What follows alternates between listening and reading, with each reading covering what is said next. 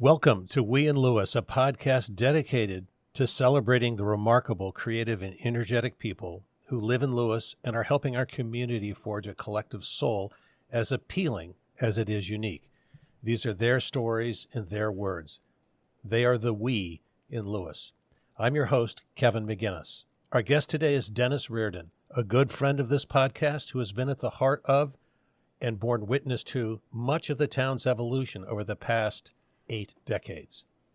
A lawyer who worked for the state of Delaware, a former member of the Lewes City Council, Dennis is still involved in city government. He's helped property owners all over town. I think he spends more time at City Hall meetings than anyone else except staff and council members. And perhaps most importantly, he's a proud member of 2 powerful tribes, the Delaware Reardons and the Boys of Sally's. I will admit that when we first met, we didn't, hit it off. He insisted on calling me Peter for over a year. I felt he was a bit pompous and aloof. He thought I was an insufferable ass, despite these initial impressions. We have become very good friends, and I can't imagine this town without Dennis being here. And perhaps the best testament to the man he is this. Our dogs adore Dennis. He can't sit in a chair at our house without Willa lying not at, but on his feet. Our sponsor for today's episode is Rick Quill and his team at the Blue Water House, a local 9-room beach house located within steps of Lewes Beach in the city's downtown, so everything is within easy walking distance. It's one of the most uncommon, memorable establishments in town, with a Key West theme, floor and wall space adorned with an eclectic collection of paintings and art that is so overwhelming that some visitors find themselves in a state of sensory overload on their first visit. As you can tell from its reviews on TripAdvisor and Yelp, it's beloved by its guests, who proudly trumpet the fact that every room is different, the Sunday breakfasts are incredible, and there's always something to eat or drink within easy reach. There are many hotels in Lewes, but there is only one Blue Water House. Check it out at lewes-beach.com. Dennis, welcome to the podcast. Thank you. Pleasure to be here. A recent guest, Sue Ingram Keller, noted that you can't really understand a person or a community without first understanding his, her, or its stories. Today, I hope we'll be able to give people a glimpse of what Lewes Beach used to be, the kind of community it was and now is, and perhaps shed some light on the unspoken reasons why, at times over the years, the canal has seemed to be more a border than a waterway. Dennis, tell us about your first memories of Lewes Beach. Well, Kevin, that goes back pretty far as a little guy. When we were youngsters in the 1940s, my parents bought a cottage, 1948, on the beachfront. And Memorial Day was the end of school, and we were in the station wagon and on our way to the beach. And we spent the summers here from Memorial Day to Labor Day. And it was a small community. There weren't a whole lot of houses. There were a lot of cottages. And there were a number of families where the mothers would stay all summer, and dads would commute from Wilmington or wherever. And we had probably about 8 or 10 families that fit that pattern right in our area. Now, we're located halfway between Savannah Road and the Roosevelt Inlet. So it's a mile and a half. So we're about 3/4 of a mile from Savannah Road going west towards the inlet. It was a desolate area. There wasn't a lot of activity. It was just all the children playing together. And there was not a big sand dune in front of on the beach. It was kind of flat. And our activities were all related to the beach and the water. Could you actually, from the front of your house on the first floor, look down to the water? Look out to it, yes. It was a straight walk out from the sidewalk. Our house had, the guy that built it had a sidewalk alongside of it. So from the sidewalk down to the water, it was a good hike. and it was flat. And my father, on warm days, hot days, he would put a bucket of water halfway between the water and our house for people to put their feet in to cool off while they were walking either way. And I carry on that same tradition at our house. I have that foot bath right by our back door for people coming off the beach to wash their feet. There were not that many homes between Cedar Street and Bay Avenue, and they were mostly all cottages.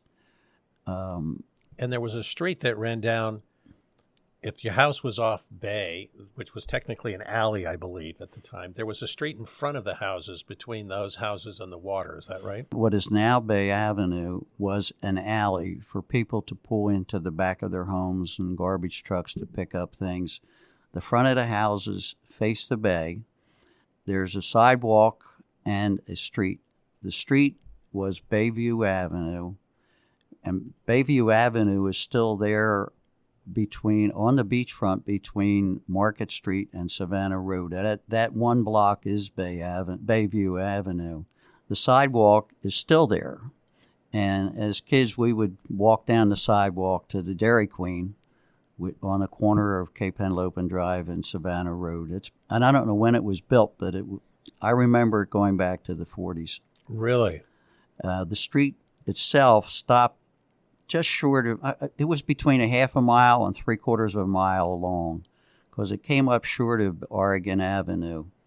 And, the other thing is the water line to the homes on the beach was in the sand dunes at the time.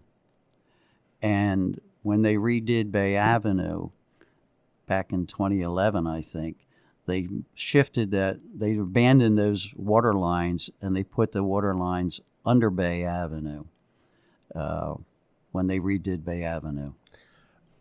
And as I understand, as that area started to grow a little bit, between the streets named after states, like you mentioned Oregon or New Jersey, New York, there often were alleys between the houses. Is that right? Or behind the houses? Some of them had alleys, yes. A lot of them have been abandoned. Some of them are still in use. And you can use those alleys. A lot of people that still have those alleys use them to access the back of their homes on what we'll call the connector streets, the state streets between Bay Avenue and Cedar. So they're still there. And at this time, were there any houses on the canal side of Cedar? Very, very few. And my recollection is when the city, they were paper streets there, and they were laid out on a plot plan, and the city needed revenue, so they started selling those lots at the outrageous price of $50 each, and then they went up to $200. The condition was that you had to build a house within 2 years. So a couple of guys I knew they bought like 2 lots. And they would build a house on one, and they sold it, build a house, and they used that money to build a house on the second lot. So they covered all their costs for 2 houses. And then they went up. Now those lots are $1 million. What was a summer day like for you? Well, you get up, and, my mother would cook breakfast, and you'd have breakfast, and the only thing you wore was a bathing suit and a T-shirt. When you get out of bed, you were barefoot. You went downstairs, you had breakfast, and you went to the beach. And there were always a gang of kids to play with on the beach. The beach in those days was flat, and everyone had outboard motorboats that they kept on the beach, and we would anchor the boats out and just play games and dive and just spend the day in the water. And most of the people on the beachfront had outboard motorboats. My father had an old wooden boat with a 3-horsepower Evinrude on it, and they would go fishing. My parents, my uncle, aunt and uncle, 2 of my aunt and uncles, 2 other couples, the Kellys and Uncle Francis and his wife, they would go out to the rock piles and fish. It was a long ride in a 3-horsepower Evinrude, trust me. But in those days, getting away from the playing on the beach, there were a lot of fish in the bay, and they always came home with fish. In those days, the surfboard was a wooden board that was with a rope attached to a powerful boat, and 2 ropes coming up that you would stand on the board and hold the ropes, and that would be surfing, and you could go to the left, to the right, outside of the wake and everything, and then it would graduate. Wait a minute, this isn't like a water ski. This is a board? A board. A board that maybe was 3.5 feet long, and it had holes drilled on either side in the front, the rope, and then it would come to a V into one, and it would be attached to a motorboat, and you would stand on the board. And if you shifted your weight, you could go left or you could go right. And, you're holding the handle on your hand. It's not attached to the board. The board is attached by rope to the boat. And then along came water skis. So then you did the same thing. But in those days, when you started on the water skis, you started from right at the beach. And you were standing in water up to your waist, and you just pulled the skis up and you go out.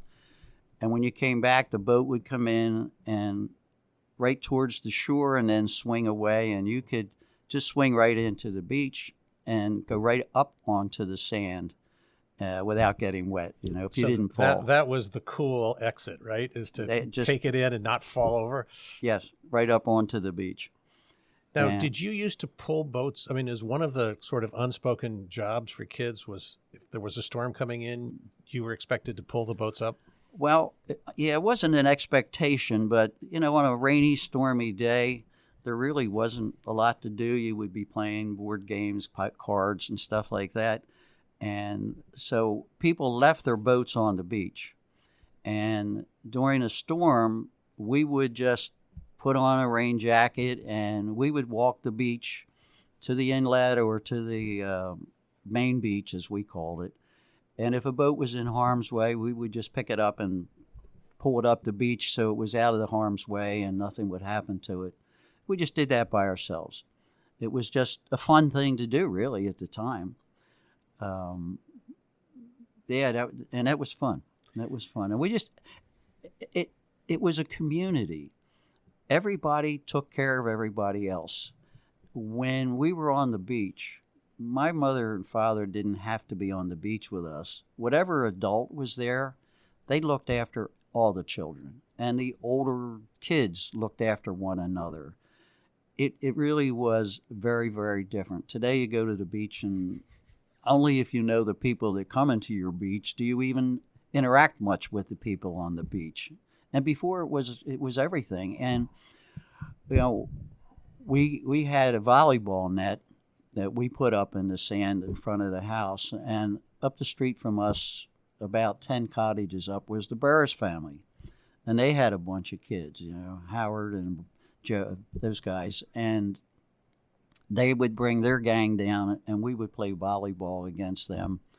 And when the tide was right, we'd take the volleyball net out onto the sandbar and play volleyball out on the sandbar.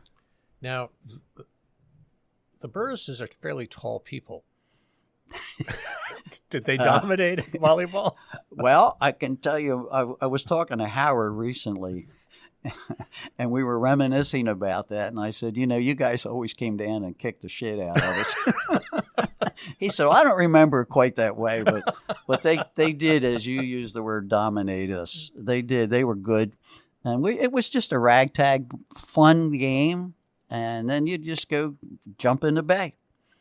And then in the evenings, did you play baseball? Well, that's another topic.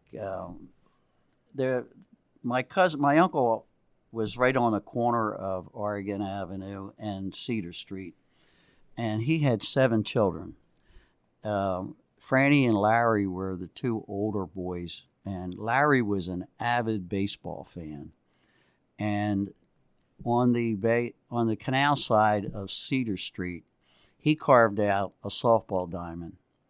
And every night at 6 o'clock, all the kids would gather there. We would choose up sides and play softball.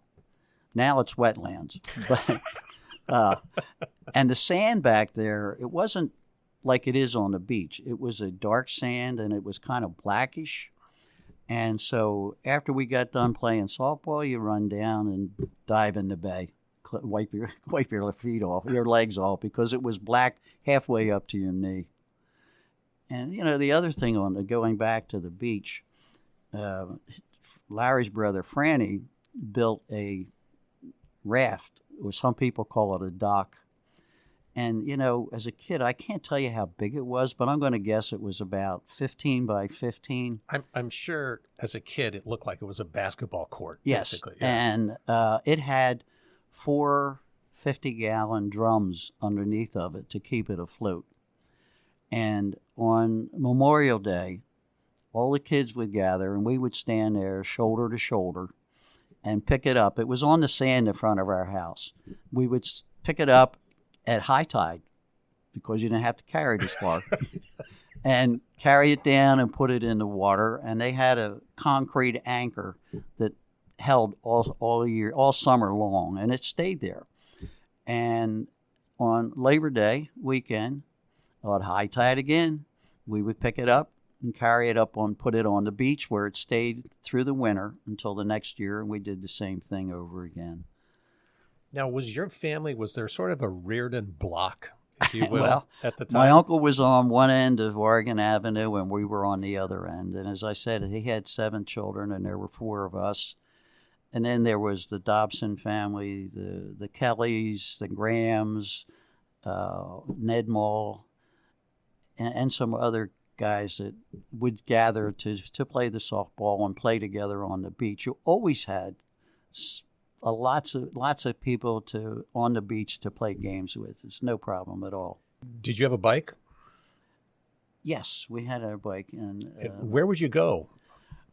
Well, sometimes, when you go up the Broadkill, right inside of the Broadkill, there was Tarburton's fishing boats, commercial fishing boats, right inside the Broadkill. There was a clam factory up there, Doxy Clam Factory. So sometimes you ride your bike over and fish off of the pier. And I always thought, it was great, because you always caught a lot of little blackfish, sea bass. And then years later, I learned that the reason when those fish were there was because of the clam factory. They fed off the clams there. And so the other, you might come over town, but the other really neat story is the Lewes Dairy. On Wednesdays, they made ice cream. And so we would ride over on our bicycles, and if you just stood there at the doorway, they would give you a pint of ice cream. Really? Yes. And then you would jump on your bike and ride back over to the house, and my parents had a chest freezer. So you write your name on it, and you put it in the freezer. So it was yours for whenever you wanted it. And so on the beach side, there was, right now on Savannah Road, you have the shopping center where the Daily Mart used to be. You have the Beacon Hotel. Were those there? Yeah, but the Daily Market used to be Lewes Dairy Store, and it had the cow on it. But they've always been there, that I can remember. And was there a store called Jack's? Mr. Jack's? Jack's was on the corner of Cedar and Market Street, East Market. And it was it's now underneath a very high house, a very big house. Now it's 2 houses. Yeah. But it was the brick building that was on that corner. And you would walk up there and get candy, but he carried bread and milk and things like that. And then he expanded it, and what is now what is it called? Those townhouses there are called the Rose Garden. In the back, he put in gas station, and he pumped gas back there at one time. Really? And then when they did away with that gas station, that's when they put those townhouses in there. The Lewes Beach had a smell. Is that right? That's an understatement. So at one end, as I said, I was referred to the clam factory that was just inside of the Broadkill River. At one end, at the west end, up towards the inlet, and then at the other end, you had the fish factory. So if the wind was out of the east, that was the odor that you got on the beach. If the wind was out of the west, you got that odor. So, yeah, you just live with it. And if the wind was blowing from the north, it smelled great. It wasn't bad at all. Nice, clear, crisp air. But, where the station on Kings is, and back in the day, that was a chicken factory there. There was a chicken house there. I mean, not a house, but they I always thought, was there a station there, a railroad station? Yeah, that was the Queen Anne Station was there, but I think this was before the Queen Anne Station was there. The railroad tracks have been there for years, but there was a chicken factory there as well. 'Cause I remember riding by there, going to church, over at St. Edmunds in Rehoboth, and every time we went by, my father would say, "Can you smell the honeysuckle?" What the? Oh God. Yeah. Did you go down, over into town? We came over once in a while, not a lot. Lewes town was so different in the day. I mean, now rumor has it didn't have a lot of restaurants, real estate companies, and women's clothing stores back when you were growing up. Is that right? That's absolutely correct. I mean, where we're sitting right now, there's a picture on a wall over here of a restaurant. That's what this was. An Italian restaurant. I forget the name of it, Florio or something like that. But it wasn't where you went in and got a menu. When you walked in the door, there were tables there, like picnic tables, with red and white tablecloths on them. And there was no menu. It was whatever they cooked for the day. And, sometimes you would just take a pot over and they would, buy what they had and put it in the pot and take it home and eat it. But we seldom went out to dinner. But we came over town. So there was a five and dime, grocery stores. Was there a hardware store here too? I don't remember for sure. There was where Kids Catches was a hardware store, but I don't know if that wasn't there that long. A Service Master or something like that. There was a soda fountain, Wilson Soda Fountain. And there was a gas station. There was a gas station where right on the corner of Savannah and Kings Highway there, where those condos are right now. That was a gas station. On the corner of Savannah and Pilottown, or Front Street, it was a store there that had a fountain where you could eat, and it also had a lot of fishing lure and things like that. That was there. Now, as I understand, that some of the traditions of Lewes started during this time, and were there parades? Like, was the July 4th parade a thing when you were growing up? I don't remember the parade back those days, back in the 50s. I remember the little league kids would dress up in their uniforms on opening day, and they would walk over. And the field was where it is today. Is yes, that right? Same field. It's been renovated, but it's the same place. And we had the July 4th games for kids. Was the same. Was there then. I don't know when it started. But I think it's great that they have continued the tradition. We all participated. They had bicycle rides, three-legged races, pie eating contests. Were the Reardons good at any event? We always came over and participated. I always remember they had climbed the grease pole, and at the top was a cigar box with money in it, maybe a $10 bill or something like that. And there was one young man every year. He went up that grease pole like grease lightning, and he got that prize every year. All I can remember when it was his turn, he got it. Were you here in the big flood in 62? 62 storm. I wasn't here, but the 62 storm was a 3-day nor'easter, and the flooding was amazing, and what it did to the beach was amazing. But I love telling the story. People don't really understand what a nor'easter does to the water. So a nor'easter comes right into the mouth of the bay, and the wind blows at a high tide. You get a really high tide because all the wind is blowing more water in. So the volume that comes in is greater. And then when the tide goes out, the wind holds a lot of that in. So your accumulated volume increases every time you have that switch. And you have a cycle of high and low tide is 13 hours. So you have about 2 cycles per day.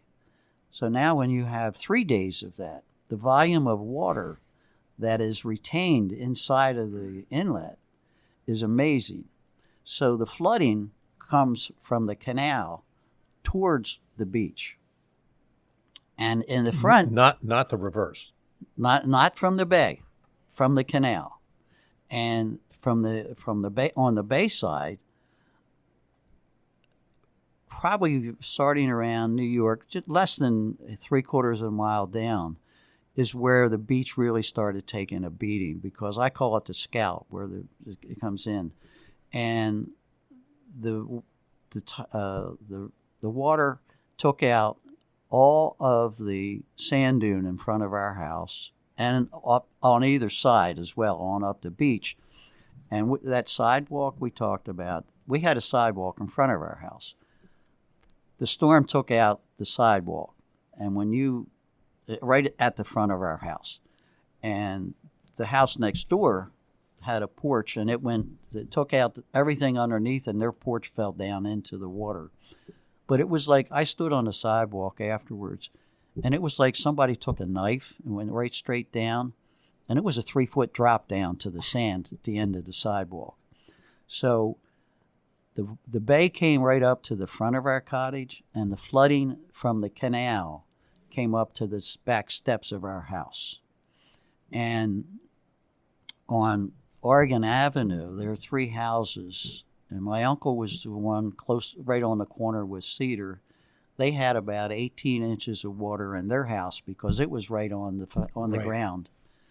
And the house next door had a garage under the house that you could drive down into, and that flooded. And the house on the Bay Avenue side, they had a garage that went down under, and Mr. Lodge, Edson Lodge, lived there, and he parked his cars under there. He lost 2 cars to the flood. And yet a couple of blocks up where Nick Carter's house was, or Nick Carter's family's house was, yeah, they had a garage underneath the house as well, and it was totally dry. The beachfront houses, significant number of them had garages underneath, and they never flooded, never had water around them. My next door neighbor, Mrs. Brittingham, Lydia Bell, she had a full basement, and her house was built in the 1920s. That basement went from the front of the house to the back of the house. It was concrete floor, concrete walls. They never had a drop of water in that house. In those days, there were no regulations, so you could do that. Today, DENREC controls the sand dunes. So now if you rebuild on the beachfront, you have to have pilings. So like our house has got about 39 pilings. The house next door, when they built it, it's got over 50 pilings. So I counted them. I can't remember the exact number, but it was over 50. So you couldn't put a driveway underneath. You can have a drive-in driveway right on the ground level, but that's it. During those times when you were growing up, did those in town consider Lewes Beach a great place to build a home? No. It wasn't an area that you would want to go live because of the odor. Plus, I think the concern was that they lost the lighthouse, and that probably the beach was going to disappear one day, and so it wasn't land that places to go that people really wanted to go there. But the cottage that my parents bought was built by Mr. Lodge, and he lived here in town. And he built our cottage and the other 3 cottages on Oregon Avenue before 1930. And one of the things that they lived here in town, they would come to the beach for the summer, and they would come back in town. And on one of the doors, there was a little closet under the steps going to the second floor, and on the back of that door, they wrote down the date that they came over and the date that they went back to their house in the town side of the canal. And I still have that door. Oh, did you really? I kept it, and it's incorporated in our house. Oh, that's great. Yeah, and the Lodge family comes up every once in a while. They want to look at it. It's got all the history there. They take pictures of it. And I told my wife, when we are no longer here, we will give that door to the family. That family is still there. Wow. The Lodge family's still in 2 of the 3 houses there. Now, in those days, the town wasn't that concerned about the beach. As you said, it wasn't considered a great place to live. They kind of didn't care. They drew out lots, but I get the impression there wasn't a whole lot of city planning that went on. There was none. There was no planning. I mean, houses were built on the property line, right up to the property line. Some of the houses actually went over the property line. There was no regulations. I guess they had building code. I don't know if they even had building codes, because our cottage, you couldn't keep it as a historic cottage because it no way could comply with the building code, the steps, anything else. I mean, our cottage sat on cinder blocks. It would seem that Lewes Beach, at least the community, was smaller, more relaxed. And as we've said before, the city really didn't care much about what happened on the beach. And interesting, it seems that was fine with everybody on the beach as well. They preferred the sort of laissez-faire approach to things. Is that right? Absolutely. Our way of life on the beach was, as I said, it was a community. We took care of things. We, for instance, if you want to do a bonfire today, you have to get a permit. If you want to do an event on the beach, you have to get a permit. If we wanted a bonfire, we went down on the beach, dig a big hole, build a bonfire. We'd sit around, sing songs, cook hot dogs, marshmallows. When we got done, you just covered everything over. If you went down there an hour later, you'd never know there was a bonfire. I mean, one year, my cousin Franny said, I want to do a pig roast on the beach. And you couldn't do that today.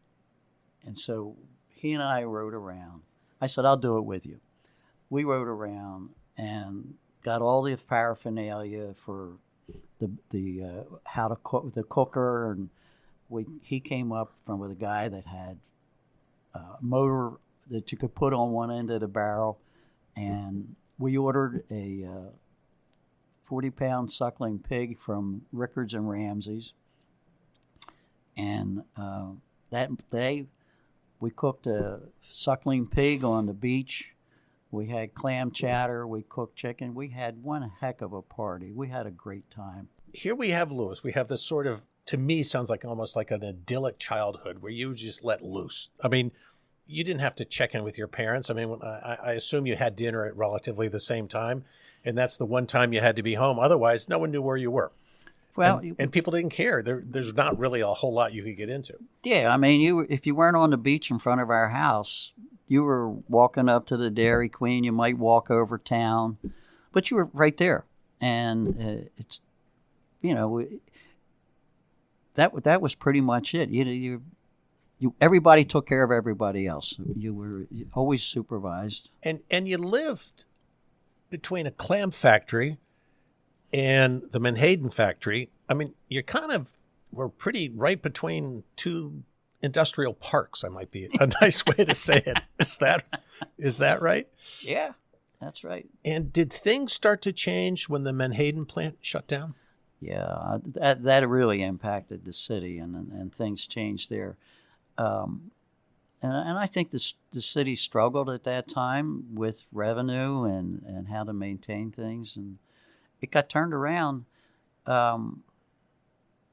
I'm going to guess late 80s, early 90s is when it became more of a destination for a resort town. As I think that's probably when it became more of a resort town, as I guess that's the word I would use. And things really changed. The property values went up. The beach became more desirable for full-time and for mostly part-time renters, part-time owners. I would say around the 90s is when the big change started. And what happened to the Menhaden plant? The Menhaden disappeared. They were overfished.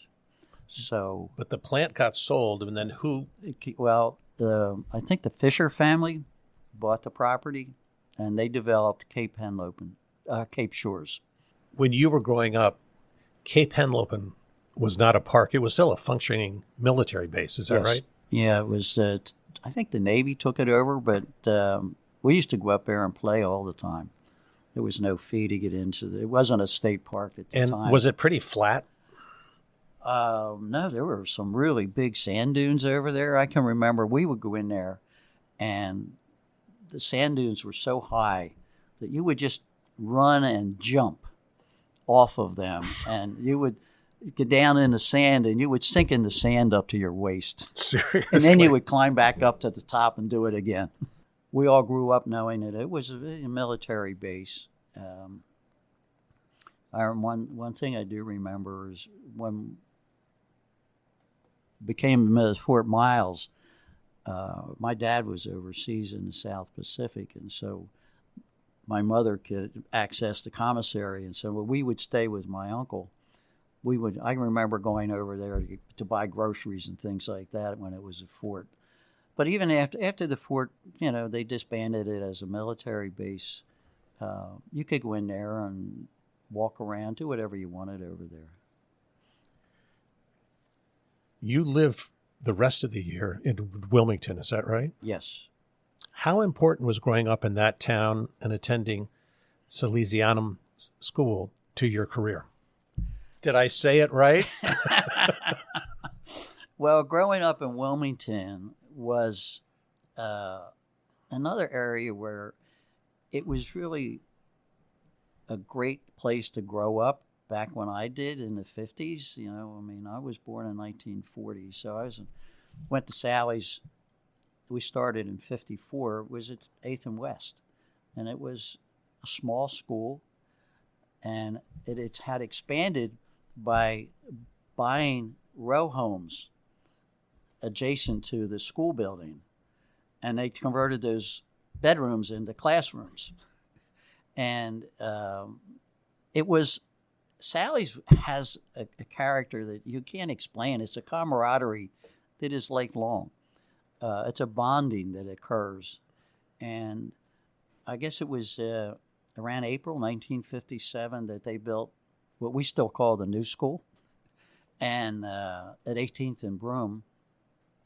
And when we left for Easter vacation, when we went back to school, we went to 18th and Broome, and that was in early 1957. And we carried chairs and tables. It was a parade of carrying furniture from 8th and West over to 18th and Broome. And in those days, Wilmington had a whole lot of Catholic elementary schools. And when you were in elementary school, you played sports with the other elementary schools. So when you went to Sally's, you knew half the guys that were there when you walked in the door. And it's a bonding that's amazing. The school was very different then than it is today. Today it's a really academic program. But the things that you learned at Sally's that created the bonding, it was more like the intangibles. The important principles of life are one of the things that the priest taught us that carried us through a lot of stuff. And today, the bonding of Salesianum continues. I mean, wherever you turn around in business, you're going to find guys that went to Sally's. And do you all look out for one another? Yes, absolutely. Absolutely. I mean, recently we had, was it 2 years ago? 2 years ago, Allison and I hosted a luncheon for some of my classmates, class of 1958. We had about 14 guys, and some of them brought their spouses at our house. And it looked, we still today, get together about 8 or 10 guys and go somewhere and have lunch together. They'll drive down from Wilmington. A lot of them live down here now. But it's an incredible bond, and it is important when you work in Delaware. Delaware is a small town, and anywhere you turn, you're going to find guys from Sally's, and it opens doors for you that might not otherwise open for you. Delaware really is a small town. It's not a state, it's a town. And it does seem like everyone from the state is connected. At times for you, it seems there aren't the Kevin Bacon 6 degrees of separation. In your case, it's more like 2 or 3 degrees, and half of those people are related. Absolutely correct. Absolutely correct. It's amazing. We have had conversations, and someone has gone by and you've said hello, and that's my cousin. Or, yeah. They married into the family. It's like, well, it's amazing. I told you my uncle had 7 children, and every one of those wound up having a house in Lewes. A couple of them on the beach, but they lived in Lewes. So their children, they came to the beach. They come to the beach in front of our house. And now we have the great-grandchildren coming, which I love because, as you know, I sit there on my porch, and half the people that go by are descendants of, they're relatives. And how many Reardons are there in this area? Right now, God, I couldn't tell you. Larry had 3 kids, and all 3 of them have a house on the beach. I'm the only one in our family. My 2 sisters are deceased. My brother comes down sometimes. But there are relatives that live in the area as well. They've outside of that. A lot of them have moved here from the Wilmington area. As I mentioned earlier, you had a very successful legal career, primarily in family law. Why family law? I didn't decide to go to law school until I was 30 years old. And I didn't really I had no aspiration to be a lawyer. But a very good friend of mine became a lawyer, and he encouraged me. And I knew I needed more education other than an undergraduate degree. So I was working in Wilmington for a company, an NBF company. And I started law school, and then we became a family of 3. And I was going at night. And I decided to change jobs from at NBF company, and I went to work at family court in the child support department. And while I was working there, I spent the next 3 years commuting to Baltimore to law school. And when I finished law school, I got a job in the Attorney General's office. In those days, they had a shortage of prosecutors. So I became a prosecutor in family court. And then the gentleman that was they call the chief master in family court retired. And I was working in the Department of Labor at the time, and I got a phone call from the chief judge secretary, and they wanted me to come down and see him. So my first thought was, what the hell did I do? And I'm not there anymore. Because he and I got along, but sometimes we argued. And so I went down and talked to him, and they were interviewing for the chief master job. So I threw my hat in the ring and wound up getting a job offer. So that's when I started working in family court. And at the time, the master's unit consisted of myself, this chief master, and one more gentleman who heard child support arrears cases, and 2 secretaries. And as the master, what does that mean? The master was appointed by, it wasn't a job like a judge where you were appointed by the governor and confirmed by the Senate. You were just appointed by the chief judge, and you had limited authority.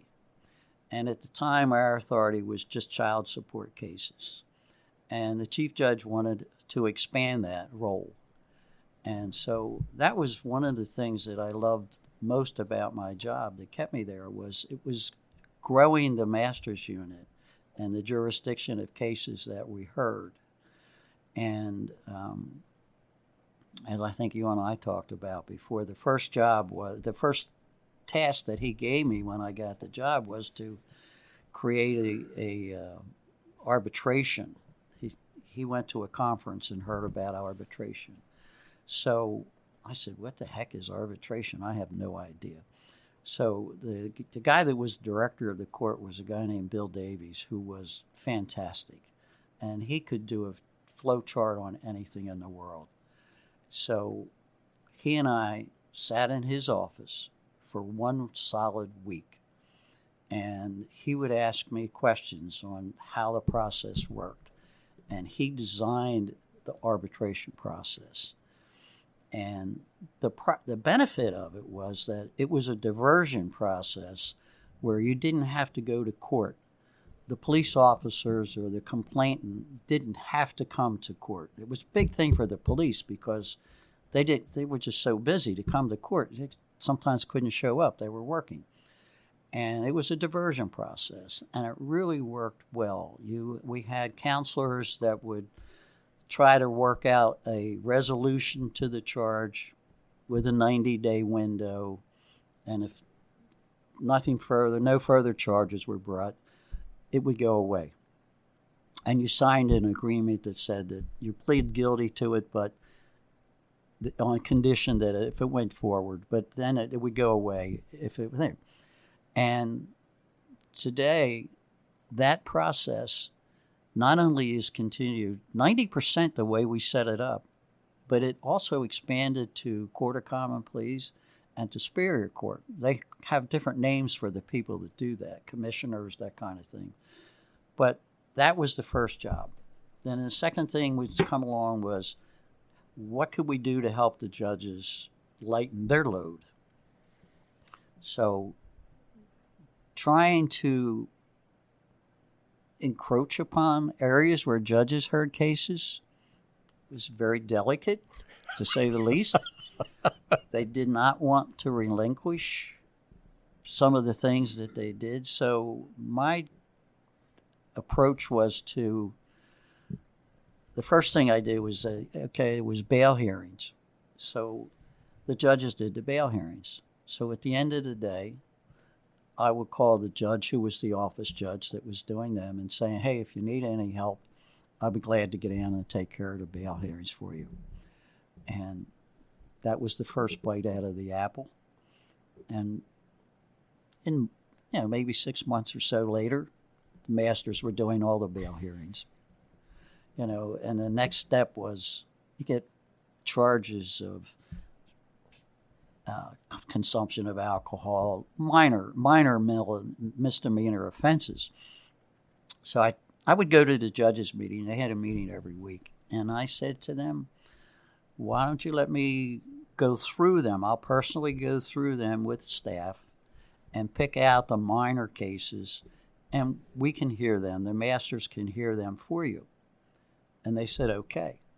So that's how we started that process. So I sat down with this woman that worked in the staff, and we would go through the charges, and I would pull out the ones that were the minor misdemeanors that masters would hear to lighten the load for the judges. And family court's jurisdiction grew over time. So they had much more to do, and they really liked the help that we were giving. And eventually we heard all the misdemeanor cases against minors. And the jurisdiction of family court in Delaware, it goes beyond minors. Intra-family misdemeanors, where you get a abusive adult that abuses his parent. I mean, you get guys that are alcoholics. They steal their mother's Social Security check and things like that. Those misdemeanors would come to family court as well. So we had a really interesting area of cases that we heard. And, you know, we eventually did all the uncontested divorces, and our jurisdiction grew. It was fun. Is this when you met Allison? Yes, Allison was a deputy attorney general, and she worked for the state, and she was a child support deputy. So the attorney general's office provided attorneys in child support cases, and she was in family court on a regular basis doing child support cases, and that's where we met. It was several years after we met that we started dating. You got married. When did you move full-time to the beach? 2006. We got married in 96. Very few people are as informed about what's going on in the city of Lewes as you. You attend almost as many city meetings today as I think you used to do when you were a member of city council. How do you still do it? Or maybe I should ask, why? I guess I'll go back to, I guess it was like 2011 when they redid Bay Avenue. The original plan was to cut a swath 26 feet wide where Bay Avenue is. And it would go on to people's properties. And then they were going to put in new water line and replace the sewer line. And then they were going to put everything back together. There were a group of us on the beach, about a half a dozen guys, that really didn't think that was the best idea and really pushed back on the city. And there was, you know, what you're familiar with, when they redid the pipes on Pilottown Road, they put those casings in them. That's what they did over on Bay Avenue. They were going to dig all this up. And we learned about another alternative, which was to put these things in the pipe, expand them, and they would last for 50 years. So we pushed back enough, and one of the guys did a lot of litigation. He had a lawsuit prepared. Eventually, the city did change, and they put that casing inside of the sewer lines, and they went in from manhole to manhole, no disruption, and it worked. And so the only thing left to do would be to put in the water line. So they put the water line in, and then they redid Bay Avenue like it is. And I won't go into all the detail of that, but that now we have a beautiful Bay Avenue, and they didn't have to do all the disruption onto people's property. Well, anyway, that's when I said, you know, if I want to know what's going on, I got to think about running for office. I came in third. And so I went in and talked to Jim Ford, who was the mayor, and I said, put me on a committee. I want to learn about what's going on. So I went on the planning commission for a year. And that was the best thing that happened to me, because I learned so much about the regs and a lot of what was going on. So the next year I did run and prevailed and sat on council for 7 years. What is it about Lewes that has kept your love for the town as strong today as when it was when you were a boy protecting your neighbor's boats from a storm? Well, I would say I never expected to live in Lewes. That was never a dream of mine or anything. But when my parents passed the cottage to my brother and I started thinking more about it. Actually, I bought a piece of property on New Road, figuring that I would eventually build a house on it. And then